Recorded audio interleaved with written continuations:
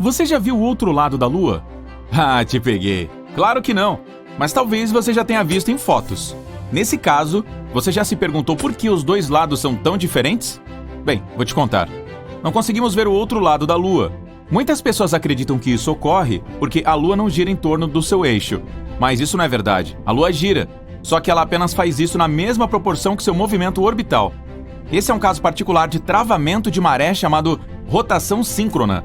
A primeira vez que vimos o lado distante foi só em 1959, graças às missões soviéticas Luna e mais tarde ao programa Apollo dos Estados Unidos. Mais tarde, quando a Luna 3 e outras naves espaciais transmitiram as primeiras imagens do lado distante, elas revelaram um hemisfério muito mais cheio de crateras e que se parecia mais com o Mercúrio ou a Lua Calisto de Júpiter.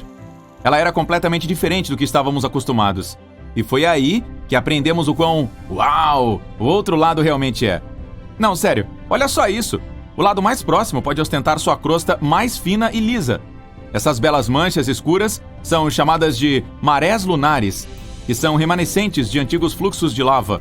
E quando digo antigos, é isso mesmo. Eles têm mais de 3 bilhões de anos. Enquanto isso, a crosta do outro lado é mais espessa e cheia de crateras. Os fluxos de lava quase não tiveram efeito sobre essas crateras de impactos. Ela também é desprovida de quaisquer marés de grande porte. Meio que parece um queijo branco seco. Para ser sincero, você não concorda que o lado mais próximo é muito mais bonito? Deixe sua opinião nos comentários. Então, há apenas 50 anos, aprendemos sobre as diferenças aparentes. Mas os cientistas descobriram algo estranho. Ambos os lados são diferentes, mesmo na composição geoquímica. E não é só isso. Nosso lado era vários quilômetros mais estreito que o outro. Mas de onde vieram essas diferenças significativas em uma bola de pedra flutuante comum? Para os cientistas, era um mistério. E começaram a surgir muitas teorias. A teoria da Lua derretida foi a principal por um tempo. Ela diz que a Lua era assim por culpa da Terra. Isso aconteceu há vários bilhões de anos. A Lua nasceu devido a uma colisão. Um dia, um objeto do tamanho de Marte colidiu com a Terra. Naquele momento, um pedaço dele se partiu e mais tarde se tornou a Lua. No entanto, esse pedaço estava em algum lugar 15 vezes mais perto da Terra do que está agora. Alguns artistas criaram imagens da chamada Lua primitiva. Ao contrário da nossa linda bola branca, a Lua primitiva era uma fervente bola escarlate de aparência estranha. Esse pedaço não nos deixou depois da separação. Ele ficou sob um travamento de maré logo após. A Terra, depois da colisão, ainda era um inferno incandescente, cheia de fogo e lava. Ela fervia a uma temperatura de 2.480 graus Celsius. E como a Lua sempre estava voltada para nós com uma face, esse lado derreteu um pouco. Isso explicaria o porquê de a superfície da Lua, o chamado manto, ser mais fina no lado próximo do que no lado distante. Durante a ebulição da Terra, certos elementos evaporaram dela. Eles, então, foram parar na Lua. Isso explicaria a diferença na composição geoquímica entre os dois lados. Mas havia uma inconsistência nessa teoria. Se foi isso que aconteceu, de onde vieram os elementos químicos estranhos e raros, como isótopos incomuns de fósforo, potássio ou tungstênio? O lado mais próximo está cheio deles, e não teria como serem oriundos da Terra. Havia também outras teorias. Uma delas diz que inicialmente tínhamos duas luas pequeninas. Mais tarde, elas se fundiram em uma grande, daí a diferença em sua composição. Mas essa teoria parece um pouco maluca e também tem inconsistências. Por exemplo, a transição entre os dois lados é muito suave. Se a Lua fosse, na verdade, duas luas minúsculas, essa transição seria mais abrupta. Então, os cientistas estavam mais perdidos sobre isso. Mais recentemente, eles finalmente descobriram o que realmente aconteceu com a Lua.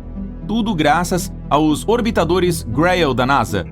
Eles passaram mais de um ano ao redor da Lua, mapeando-a e estudando sua composição.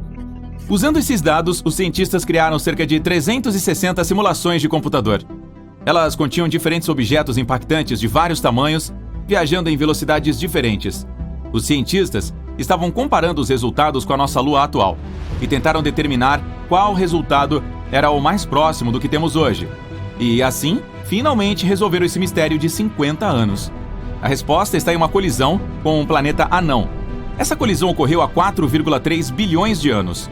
Esse enorme objeto era ligeiramente maior que Ceres. Para quem não sabe, Ceres é um dos planetas anões do nosso sistema solar. Seu diâmetro é de 933 quilômetros. Daria para dizer que caberiam nele uma França ou uma Alemanha.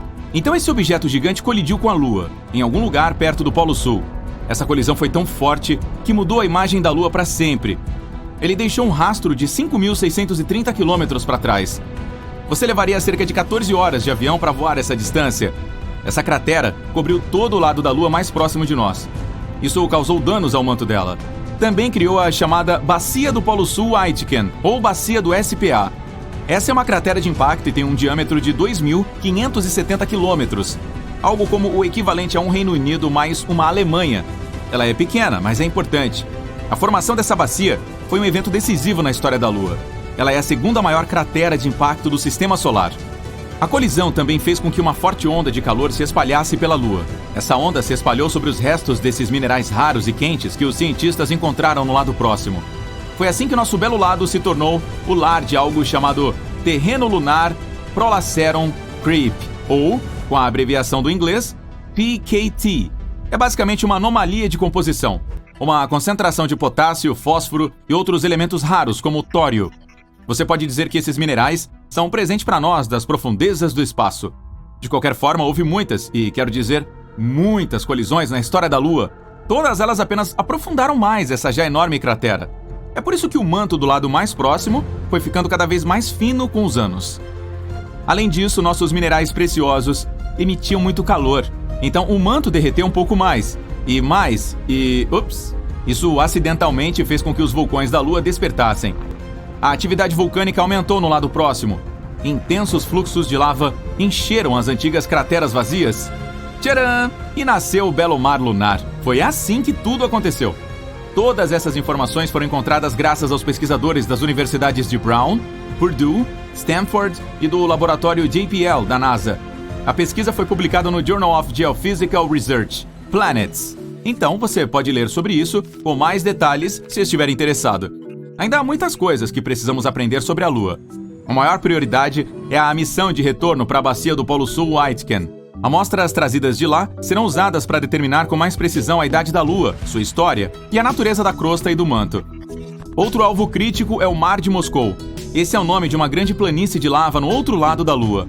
Estudá-lo nos ajudará a entender melhor a diferença entre os dois lados, além de nos dizer como o outro lado foi formado. Todo esse conhecimento é significativo para a compreensão da história da Lua, mas também é útil para a exploração espacial em geral. Os cientistas usam a Lua como ponto de referência para determinar a idade de outros planetas e mundos inteiros no espaço. A Lua nos ajuda a determinar a cronologia da vida de todo o Sistema Solar. Vamos torcer por novas pesquisas e descobertas emocionantes.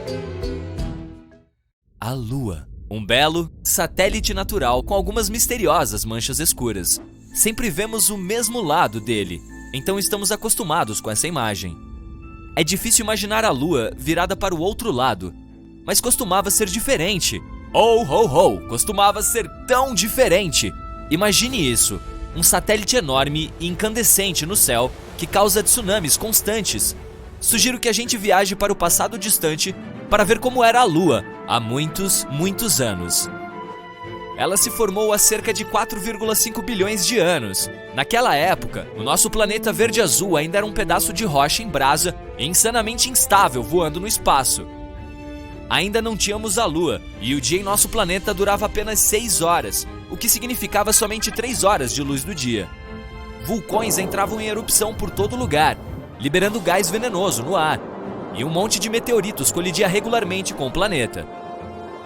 Ao mesmo tempo, há 4,5 bilhões de anos, ocorreu o chamado Grande Impacto, ou, como os cientistas chamam, a hipótese do Grande Impacto. Essa hipótese afirma que, certa vez, um objeto do tamanho de Marte colidiu com a Terra. Marte é cerca de 2 vezes menor que o nosso planeta, então o estrago não foi tão grande, mas bastante catastrófico. Este poderoso impacto removeu parte das camadas externas daquele objeto do tamanho de Marte e da Terra. O próprio núcleo deste corpo espacial se fundiu com o núcleo denso da Terra, e muitos fragmentos da Terra voaram para o espaço sideral. Então, este foi o começo da nossa Lua, ou, dizendo de forma científica, o processo de diferenciação começou. Este é o processo pelo qual todos os corpos planetários passam no início de suas vidas. Como o impacto foi muito quente, seu calor levou a maioria dos gases e líquidos dos pedaços quebrados da Terra, apenas uma superfície de pedra relativamente seca restou. Então, sim, há água e gases na Lua, mas em quantidades muito pequenas. A gravidade do nosso planeta era forte o suficiente para fazer com que todos esses fragmentos de pedra quente permanecessem em sua órbita, e eles gradualmente começaram a ficar juntos. Os produtos químicos que eles continham foram distribuídos em camadas. O ferro, que era mais pesado, afundou mais para dentro, e elementos mais leves formaram a superfície. Em pouco tempo, 100 anos ou menos, o anel de vapor, poeira e rocha se fundiu. Os maiores aglomerados com a gravidade mais forte atraíram cada vez mais outras partículas, formando gradualmente a Lua. Parecia uma bola de plástico bolha em brasa. Infelizmente, o núcleo da Lua recém-nascida acabou sendo muito pequeno. Faltava ferro e outros elementos pesados para se transformar em algo substancial, como um planeta. As rochas lunares mais antigas provavelmente se formaram no oceano de magma. E quando a Lua esfriou gradualmente, acabou sendo uma bola branca, limpa e perfeitamente uniforme. Mas ainda era completamente diferente de como a conhecemos agora. Para começar, imediatamente após o seu nascimento, o satélite estava localizado a uma distância de apenas 21.700 km da Terra. Isso é 15 vezes mais perto do que está agora, cerca de 383 mil quilômetros. É assustador imaginar o quão grande e brilhante a Lua parecia no céu naquele momento. A vista provavelmente era bonita e aterrorizante. E é claro, essa proximidade causava ondas incrivelmente enormes na Terra. O planeta sofria com tsunamis regularmente.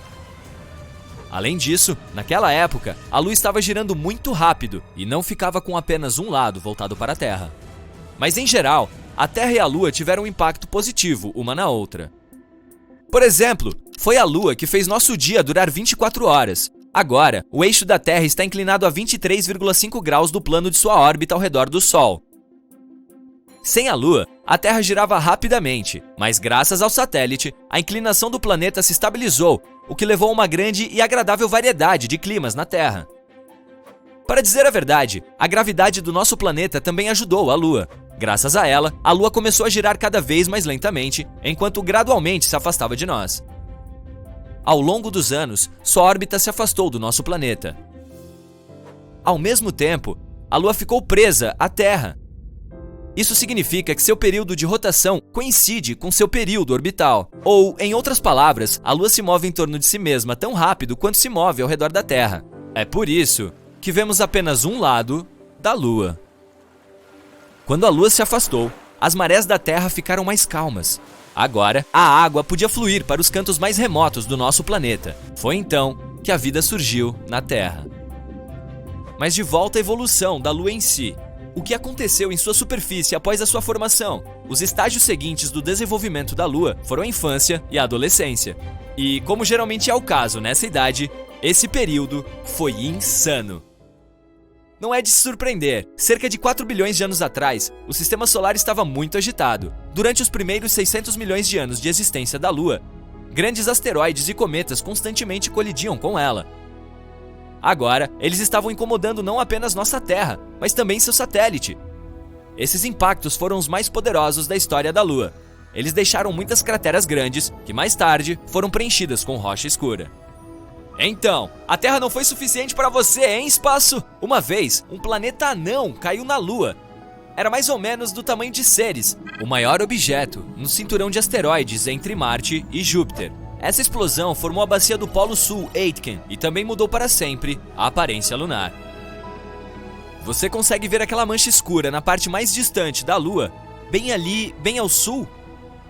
Este local é chamado de Bacia do Polo Sul, Aitken. Seu diâmetro é de cerca de 2.500 quilômetros. E sim, foi formada há cerca de 4,3 bilhões de anos pelo impacto que mencionei. Este planeta trouxe consigo vários compostos químicos complexos e estranhos que os cientistas estão encontrando agora em toda a superfície distante da Lua. Esses compostos começaram a emitir muito calor, derreteram parte do manto lunar e... acordaram vulcões acidentalmente. Os vulcões começaram a entrar em erupção furiosamente. Uma enorme quantidade de magma foi distribuída sobre a superfície lunar. Muitos anos depois, esfriou, deixando para trás aquelas famosas manchas escuras com as quais estamos tão acostumados. Elas são chamadas de mares lunares. Existem muito menos crateras neles do que nas terras altas lunares. Mas nos últimos bilhões de anos, a Lua tem estado geologicamente inativa, exceto por colisões ocasionais com meteoritos. Em geral, a aparência da Lua mudou para sempre como resultado desses eventos. E após uma adolescência movimentada, ela entrou na idade adulta. Mas mesmo assim, não teve paz. Muitos meteoritos decidiram incomodá-la novamente. Honestamente, não foi tão ruim. Houve muitas colisões, mas todas foram bem pequenas. Elas apenas deixaram um monte de crateras e poços na Lua e talvez tenham danificado um pouco seu manto. Algumas das colisões aprofundaram grandes crateras já existentes. A crosta lunar estava ficando cada vez mais fina ao longo dos anos devido a todo o caos acontecendo. E agora, chamamos essa parte superior da crosta lunar, coberta de crateras, de terras altas lunares. Todas aquelas áreas brancas e brilhantes da Lua são as terras altas. Mas no final, o universo finalmente se acalmou, por enquanto pelo menos. E a Lua passou a ter a aparência que tem hoje. Há ainda muitas coisas que não sabemos sobre o satélite natural da Terra. Há momentos de sua história que os cientistas ainda não conseguem explicar com precisão. Mas eles continuam estudando nosso belo satélite. Os dados sobre a Lua são úteis para os humanos não apenas para o seu próprio bem. Eles nos dão uma imagem mais completa da história do nosso sistema solar e do espaço como um todo. Então, vamos torcer para que um dia possamos descobrir tudo o que há para saber sobre a Lua. Imagine sair da sua espaçonave e pisar na superfície da Lua. Sob seus pés, o chão é coberto com um material fino que parece pó. Isso é poeira lunar. Você olha em volta e respira ar fresco. O cheiro é muito diferente do ar da Terra, mas ainda é bom. Infelizmente, este é um cenário altamente improvável. E uma das razões é que a Lua quase não tem atmosfera. O satélite natural da Terra é muito pequeno, tem menos de 2% da massa do nosso planeta. É por isso que não tem um campo magnético forte o suficiente para manter uma atmosfera. Mas mesmo que a Lua tivesse uma, os ventos solares a afastariam imediatamente. Mas se você pudesse visitar a Lua 3 ou 4 bilhões de anos atrás, haveria uma imagem muito diferente. Naquela época, nosso satélite provavelmente tinha uma atmosfera. Ela se formou no período em que grandes erupções vulcânicas estavam agitando o satélite. Os gases se espalharam por toda a superfície, e isso aconteceu tão rápido que eles nem tiveram tempo suficiente para escapar para o espaço. Naquela época, a superfície lunar era coberta de bacias cheias de basalto vulcânico. Imaginem, gigantescas nuvens de magma voando alto no ar, caindo no chão, formando córregos de lava. Foi assim que as bacias de basalto surgiram na superfície lunar. Em dado momento, cientistas analisaram as amostras trazidas da Lua. Eles descobriram que os córregos de lava continham não apenas monóxido de carbono e enxofre, mas também o elemento fundamental, que é a água. Graças a essas amostras, os pesquisadores conseguiram calcular a quantidade de gás que subiu e formou a atmosfera. Ela ficou mais espessa há cerca de 3,5 bilhões de anos e existiu por aproximadamente 70 milhões de anos. Depois disso, puf, a atmosfera da Lua se perdeu no espaço. Mas o mais legal disso? Quando a Lua tinha uma atmosfera, o satélite estava de 3 a 10 vezes mais próximo do nosso planeta. Uma simulação no computador até sugeriu que a Lua estava provavelmente até 19 vezes mais próxima do que está agora. A distância entre ela e o nosso planeta poderia ser de 30 mil quilômetros, enquanto atualmente está a cerca de 390 mil quilômetros de distância. É por isso que a Lua parecia muito, muito maior no céu. Infelizmente, naquela época, nem os dinossauros estavam por perto para admirar a vista. Ao mesmo tempo, estudos mais recentes confirmaram que a nossa Lua realmente tem uma atmosfera. Ela é composta principalmente de hidrogênio, neônio e argônio, e contém alguns gases muito incomuns, como o potássio ou sódio. Você não pode encontrá-los, digamos, nas atmosferas de Marte, Vênus ou da Terra. Infelizmente, uma atmosfera assim não é adequada para nós, criaturas dependentes de oxigênio. Mas adivinhem, há muito oxigênio na Lua. Eu sei, deve soar confuso, mas o problema é que esse oxigênio não está em sua forma gasosa mais comum. Não, ele está preso na camada de rocha e poeira que cobre a superfície de lá. Essa camada é chamada de regolito e contém até 45% de oxigênio. Então, isso significa que se aprendêssemos a extrair esse oxigênio, seríamos capazes de viver na Lua? Não tão rápido. O oxigênio nessas rochas está fortemente ligado aos minerais. E para separar esses componentes, precisaríamos de toneladas de energia e equipamentos especiais. Mas se conseguíssemos iniciar esse processo, a Lua teria bastante oxigênio. Existe uma teoria de que a Lua pode ter se formado durante uma colisão entre a Terra e outro planeta. Este planeta deve ter sido menor, do tamanho de Marte. Isso provavelmente aconteceu cerca de 4,5 bilhões de anos atrás. Outra teoria afirma que a Lua costumava ser um asteroide, ou algum outro corpo errante. Ela se formou em algum outro lugar do Sistema Solar e, quando passava pela Terra, foi apanhada pela gravidade do nosso planeta. Outros especialistas pensam que em algum momento no passado, a Terra estava girando tão rápido que parte de seu material se desprendeu e logo começou a orbitar o nosso planeta. Foi assim que a Lua apareceu no nosso céu. E a teoria menos empolgante afirma que o satélite natural da Terra pode simplesmente ter surgido junto com a Terra durante a formação do nosso planeta. Atualmente, a Lua é o quinto maior satélite natural do Sistema Solar. É também um dos mais densos, perdendo apenas para o satélite Io, de Júpiter. Muito provavelmente a Lua tem um núcleo minúsculo, que não é maior do que 2% da massa do satélite. Com cerca de 676 km de largura, ele consiste principalmente de ferro e enxofre. A superfície lunar é escura, embora o satélite natural da Terra seja o objeto mais brilhante no céu noturno. Na realidade, ela reflete um pouco mais do que o asfalto. Você pode ter ouvido que a Lua, junto com o Sol, causa marés nos oceanos e mares da Terra. A atração gravitacional do satélite cria algo chamado força de maré. Isso faz a água se projetar nas partes mais próximas da Lua e mais distantes do satélite. Essas saliências são o que conhecemos como marés altas. Mas o que poucas pessoas sabem é que a Lua também faz com que as rochas subam e desçam, assim como acontece com a água. Claro, esse efeito não parece tão dramático quanto as marés oceânicas, mas ainda é perceptível. A superfície sólida da Terra se move cerca de 2,5 cm a cada maré. A Lua não apenas causa marés no nosso planeta, como também diminui sua rotação. Esse fenômeno é conhecido como frenagem de maré, e isso aumenta a duração do dia na Terra em um pouco mais de 2 milissegundos a cada 100 anos. A Lua também está se afastando da Terra, na mesma proporção em que suas unhas crescem. Isso é cerca de 4 centímetros por ano. Você realmente deveria cortá-las. Se um dia ela sair flutuando pelo espaço, nosso planeta passará por tempos difíceis. Sem a força estabilizadora da gravidade da Lua, a inclinação da Terra começaria a mudar descontroladamente, de nenhuma inclinação, ou seja, sem as estações, até uma grande inclinação, resultando em condições climáticas extremas. Como a Lua não tem atmosfera, nada a protege de temperaturas extremas. Fica incrivelmente frio no lado noturno, chegando a menos 234 graus Celsius.